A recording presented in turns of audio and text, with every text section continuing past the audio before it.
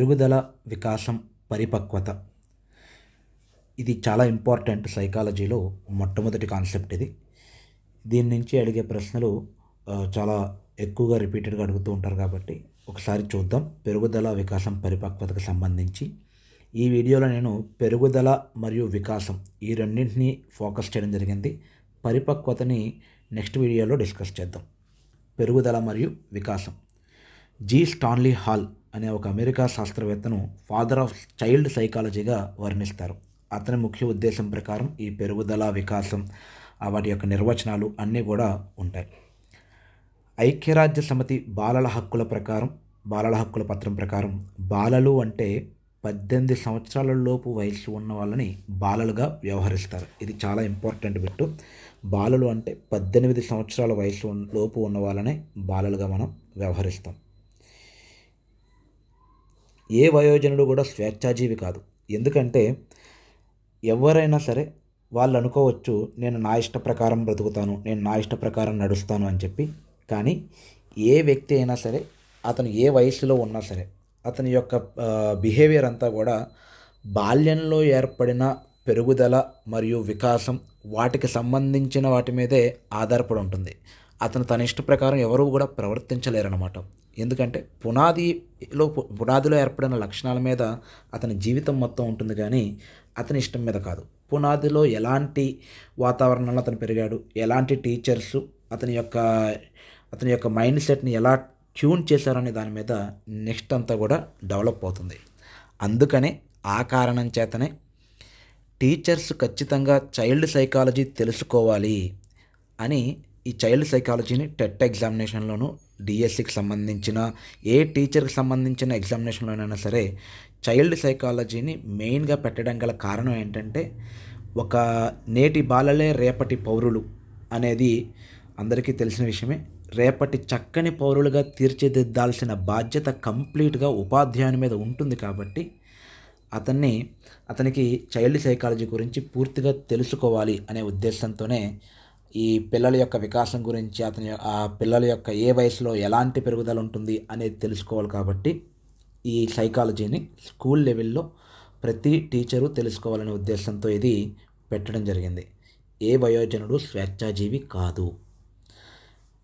ఇక గర్భస్థ దశ నుండి మరణించే వరకు నిరంతరం ఒక ప్రవాహంలా వివిధ దశల్లో జరిగే మార్పుల్ని రకరకాల అంశాలు తెలియజేస్తాయి. అందులో ముఖ్యంగా మనం తెలుసుకోవాల్సినవి ఏంటి అంటే, ఏ అంశాలు తెలియజేస్తాయి గట్టిగా అంటే పెరుగుదల, వికాసం, పరిపక్వత. ఈ 3 అంశాలు, పెరుగుదల, వికాసం, పరిపక్వత, ఈ 3 అంశాలు గర్భస్థ దశ నుండి మరణించే వరకు నిరంతరం ఒక ప్రవాహంలా జరిగే, అంటే ఇదంతా కూడా కంటిన్యూస్గా జరుగుతుంది. మనం పుట్టక ముందు నుంచే, తల్లి గర్భంలో ఉన్నప్పటి నుంచే మన శరీరంలో జరిగే మార్పుల్ని పెరుగుదలగా చెప్పచ్చు. అలాగే పుట్టిన తర్వాత కూడా మనలో మొట్టమొదటిసారిగా కొన్ని ఉత్తేజాలు కలుగుతాయి. ఒక శిశువు యొక్క మొట్టమొదటి భాష ఏంటి అంటే ఏడుపు. శిశువు పుట్టిన వెంటనే ఏడుస్తాడు. అది తన యొక్క భాషా రూపం అన్నమాట. అలానే మొట్టమొదటి ఉత్తేజం అది ఉద్వేగం కలుగుతుంది. అలానే మొట్టమొదటి జ్ఞానేంద్రియాల్లో ఏ జ్ఞానేంద్రియం అనేది వర్క్ అవుతుందంటే కనుక స్పర్శ తెలుస్తుంది. తల్లి స్పర్శకి ఇతరుల స్పర్శకి తేడా తెలుసుకుంటాడు, మొట్టమొదటి స్పర్శ. అలా చివరిగా వాసనను కూడా అతను కనిపెట్టగలుగుతాడు ఆ శిశువు. అలానే పుట్టుకతో వచ్చే మార్పు ఏంటి అంటే, అప్పటిదాకా ఉండే బరువుని తను కోల్పోతాడు. ఎందుకంటే లోపల ఉన్నప్పుడు ఉమ్మనీరని, చుట్టూ ఉండే గర్భాశయంలో ఉండే ఆ ఉమ్మనీరు, అతని యొక్క చుట్టూ ఉండే కొన్ని త్వచాలు, ఇవన్నీ కూడా తను కోల్పోతాడు. బయటకు వచ్చిన తర్వాత మొట్టమొదటిగా జరిగేది ఏంటి అంటే, తను కొంత బరువును కోల్పోవడం జరుగుతుంది. ఇలా మొట్టమొదటి సర్దుబాటు ఏంటి అంటే సమశీతోష్ణ స్థితి.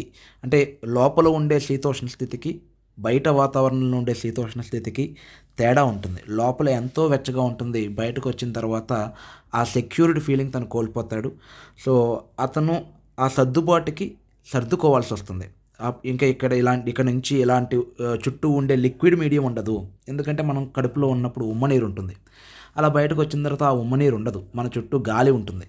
సో ఇలా ఆ సర్దుబాటు జరుగుతుంది. ఇలా ఎన్నో సంఘటనలు జరుగుతాయి పుట్టిన వెంటనే. అక్కడి నుంచి గర్భంలో ఉండగా ఒక చిన్న కణం, ఒక అండకణం, అలానే ఒక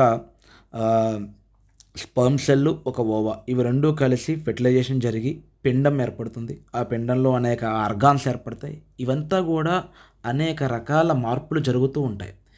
పుట్టినప్పటి నుంచి మరణించే వరకు జరిగే ఎన్నో నిరంతరం జరిగే ఒక ప్రవాహంలో జరిగే మార్పుల్ని తెలియజేసే అంశాలు 3: పెరుగుదల, వికాసం మరియు పరిపక్వత. ఈ 3 అంశాల్లో వాటి యొక్క స్థాయిల్ని అనుసరించే మనం అభ్యసనాన్ని నేర్పించాలి పిల్లలకి. ఆ అభ్యసన అనుభవాలను ఏర్పాటు చేయాలి, మార్గదర్శకత్వం ఇవ్వాలి, మంత్రణం ఇవ్వాలి. మంత్రణం అంటే మోటివేషన్ అనమాట. మార్గదర్శకత్వం అంటే గైడెన్స్ ఇవ్వాలి మనం వాళ్ళకి. అభ్యసన అనుభవాలను ఏర్పాటు చేయాలి. ఇదంతా కూడా వాళ్ళ యొక్క పరిపక్వతని బేస్ చేసుకుని, వికాసాన్ని బేస్ చేసుకుని, పెరుగుదలని బేస్ చేసుకుని ఇవ్వాల్సిన అంశాలు. అలానే వాళ్ళు వివిధ దశల్లో చేయగలిగే పనులన్నీ కూడా వీటి మీదే ఆధారపడి ఉంటుంది. వాళ్ళలో ఎంత పెరుగుదల జరిగింది, ఎలాంటి వికాసం జరిగింది, ఎంత పరిపక్వత జరిగింది అనే దాన్ని బేస్ చేసుకుని వాళ్ళు రకరకాల దశల్లో చేయగలిగే పనులు అనేవి ఉంటాయన్నమాట. కొంతమంది లైక్ దంతాలు రావడం, మనకి పాల దంతాలని, ఇలా శాశ్వత దంతాలని, దానికంటూ ఒక టైం ఉంటుంది. దంతాలు రావడం అనేది 6 నుంచి 8 నెలల వయసులో మొదలవుతుంది. అలానే వాళ్ళు పిల్లలు నడక నేర్చుకోవడం 9 నుంచి 11 నెలల వయసులో నడక నేర్చుకుంటారు. 3 సంవత్సరాల వయసులో మాట్లాడగలుగుతారు. ఇలా వివిధ దశల్లో వాళ్ళు చేయగలుగుతారు. పుట్టిన వెంటనే వాళ్ళని రన్నింగ్ రేస్లో నుంచోబెట్టి మీరు ఒలింపిక్స్ మెడల్ సాధించాలి అని చెప్పినా దానికి అర్థం ఉండదన్నమాట. ఏ స్థాయికి సంబంధించిన స్థాయిలో ఆ స్థాయికి తగ్గ గైడెన్స్ని ఇవ్వాలి. 5వ తరగతి కుర్రాన్ని కూర్చోబెట్టి నీకు ఐఐటి రావాలి అని అప్పటి నుంచి వాళ్ళకి ఎక్కువ స్ట్రెస్ని ఇవ్వడం కానీ, లేదంటే నువ్వు ఈ కొత్త పరికరాన్ని కనిపెట్టాలని చెప్పేసి 2వ తరగతి కుర్రవాడికే ఒక ఐన్స్టీన్ చేయగలిగేలాంటి కొన్ని సూత్రాలను అప్పచెప్పడం కానీ, ఇలాంటివి చెయ్యకూడదు. వాళ్ళ యొక్క పెరుగుదల, వికాసం, పరిపక్వత స్థాయిల్ని అనుసరించి మాత్రమే అభ్యసన అనుభవాల్ని ఏర్పాటు చేయాలి. వాళ్ళ మార్గదర్శకత్వం అప్పుడు ఇవ్వాలి. మంత్రణం చేయాలి, మోటివేషన్ చేయాలి. 3వ తరగతి కుర్రాన్ని కూర్చోబెట్టి మీరు మోటివేషన్ చేస్తూ ఉంటే ఐఏఎస్ ఆఫీసర్ అవ్వడానికి అది ఏమాత్రమూ ఉపయోగపడదు. అతనికి ఆ స్థాయిలో పరిపక్వత వచ్చినప్పుడు, ఆ స్థాయిలో ఆ విద్యార్థి సంసిద్ధుడైనప్పుడు, తనంతట తానుగా మిమ్మల్ని అప్రోచ్ అయినప్పుడు అప్పుడు అందించాలి మార్గదర్శకత్వం, మంత్రణం అనేది ఆ స్థాయికి తగ్గట్టుగా ఉండాలి అనేది ఇక్కడ స్టాన్లీ హాల్ చెప్తాడు.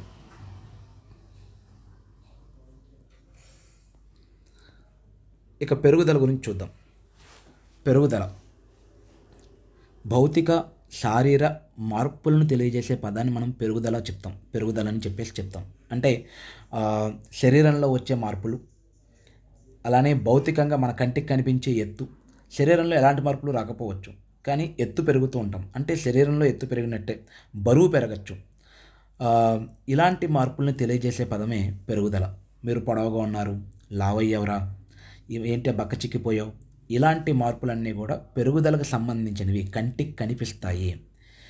జీవి యొక్క ఆకారంలోనూ పరిమాణంలోనూ సంభవించే శాశ్వత మార్పును పెరుగుదల అని చెప్పచ్చు. ఇది చాలా ఇంపార్టెంట్ డెఫినేషన్. జీవి యొక్క ఆకారంలోనూ పరిమాణంలోనూ సంభవించే శాశ్వత మార్పును పెరుగుదల అని చెప్పచ్చు. ఇది 2 రకాలుగా ఉంటుంది. ఒకటి బహిర్గతము, రెండోది అంతర్గతం.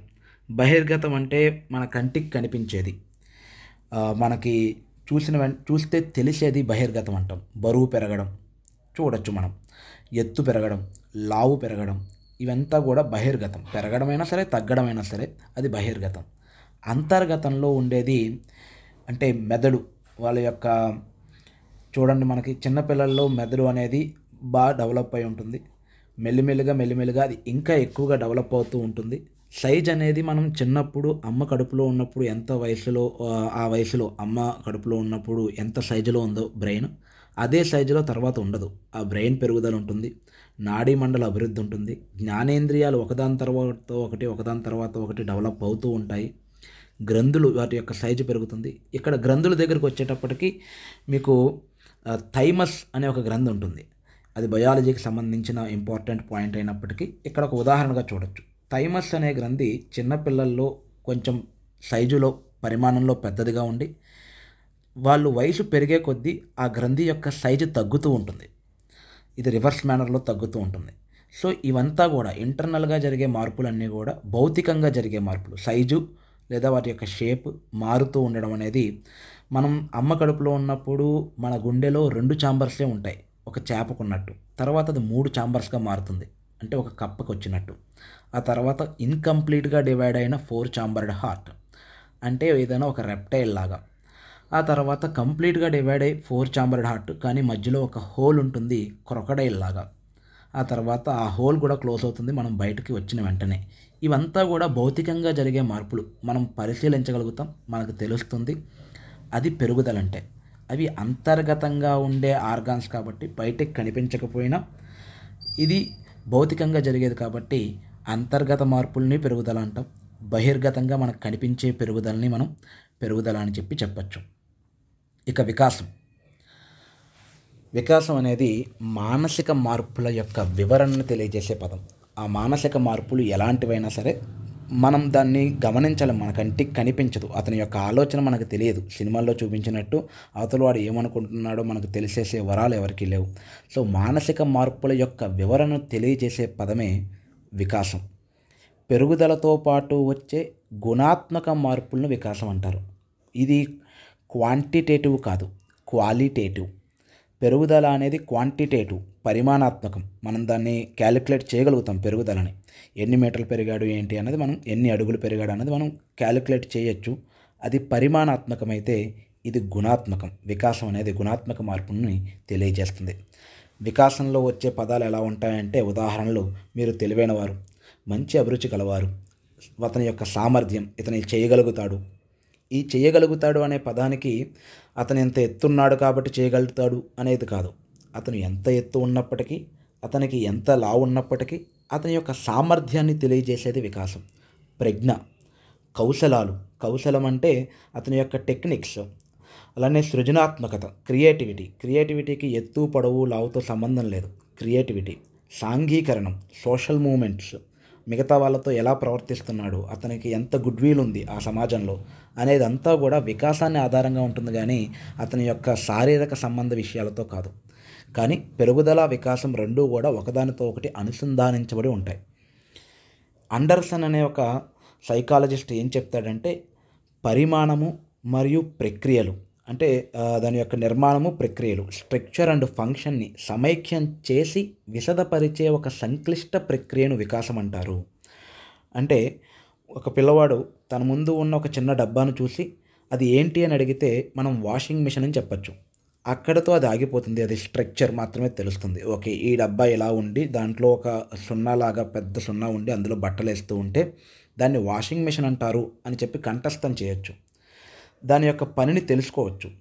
కానీ ఈ రెండింటినీ సమగ్రంగా చూసుకుని లోపల ఈ స్ట్రక్చర్ ఉండడం వల్ల, ఈ డ్రమ్ తిరుగుతూ ఉండడం వల్ల ఈ బట్టలన్నీ కూడా ఒకదానితో ఒకటి కలిసి దాంట్లో నీరు పడుతూ, అలానే ఇది బట్టల్ని ఉతుకుతోంది కాబట్టి, ఇది ఒక మెకానిజం కాబట్టి ఇది వాషింగ్ మిషన్ అన్నారు అనేంతగా తనలో తాను సమైక్యం చేసుకుని, ఈ స్ట్రక్చర్ ఎలా ఉంది కాబట్టి ఈ ఫంక్షన్ ఎలా జరుగుతోంది అని తనలో తాను సమైక్యం చేసుకుని విశదపరుచుకునే ఒక సంక్లిష్ట ప్రక్రియని వికాసం అంటారు.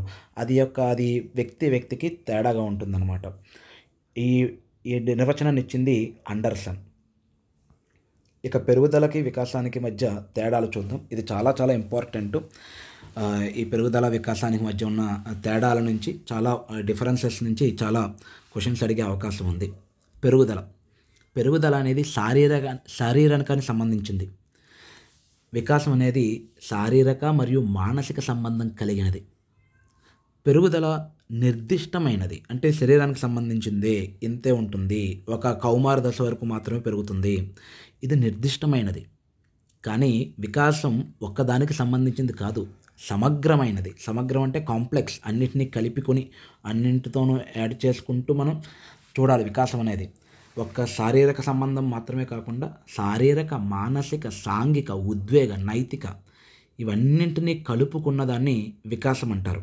శారీరకం ఓకే, మానసికం ఓకే, మనోభావాలు దెబ్బతింటే వికాసం అయిపోదన్నమాట. మనోభావాలు దెబ్బతిన్నాయి కానీ అతను ఏ విధంగా ప్రవర్తించాడు, అతని యొక్క నైతిక విలువలు ఎలా ఉన్నాయి, అతను ఎలాంటి ఉద్వేగానికి లోనయ్యాడు, ఇవన్నీ కూడా కలిపినది వికాసం.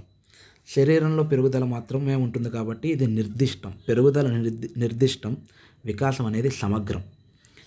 పెరుగుదలకి ఒక లిమిట్ ఉంటుంది. కౌమార దశ వరకు మాత్రమే జరుగుతుంది. ఆ తర్వాత ఎత్తు పెరగకపోవచ్చు. కానీ వికాసం అలా కాదు, జీవితాంత ప్రక్రియ.